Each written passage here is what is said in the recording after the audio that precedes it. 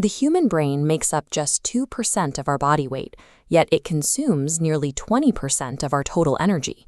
Maintaining the vast, complex networks required for memory and cognition demands a massive, uninterrupted power supply.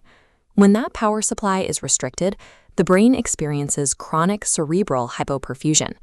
This reduced blood flow slowly starves brain tissue over an extended period. This lack of oxygen, known as hypoxia, initiates a destructive chain reaction. It triggers oxidative stress, which damages cellular components, ultimately leading to cell death and the fading of memory. Once this slow-motion starvation begins, modern medicine faces a significant roadblock. We currently lack simple, non-invasive therapies that can reliably halt this specific type of cellular decline.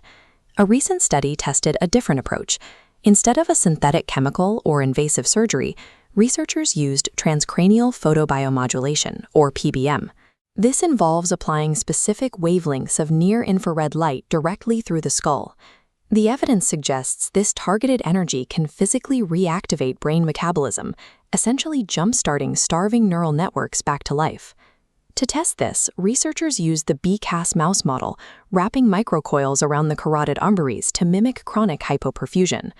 Then, mice received daily doses of near-infrared light delivered via a specialized cap directly through the skull for 4 weeks. Near-infrared photons penetrate bone and tissue intact. Inside starving brain cells, these photons directly strike mitochondrial chromophores, the light-absorbing parts of the cell's energy engines. This photon strike triggers the release of nitric oxide from the mitochondria. The sudden presence of nitric oxide forces surrounding blood vessels to dilate, which immediately increases blood flow and dramatically boosts the production of cellular energy, or ATP. The light therapy acts as a physical override switch. It forces the brain to reopen its supply lines and generate power when natural systems fail. To prove this cellular reaction had a real impact, the researchers first looked at outward behavior. They ran the mice through tests designed to measure working memory and fear avoidance learning under the stress of restricted blood flow.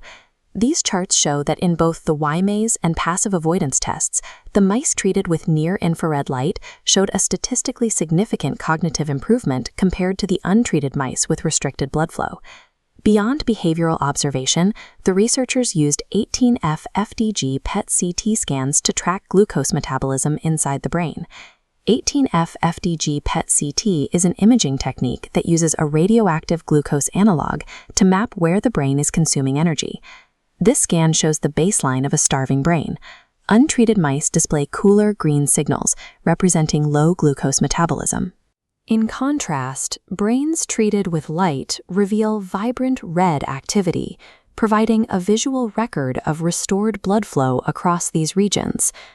The increased glucose metabolism in memory centers aligns perfectly with the recovery seen in the behavioral tests, indicating that the light therapy reignited the engines of the brain. Despite the massive improvements in memory and blood flow, microscopic analysis of the brain tissue revealed a strange paradox.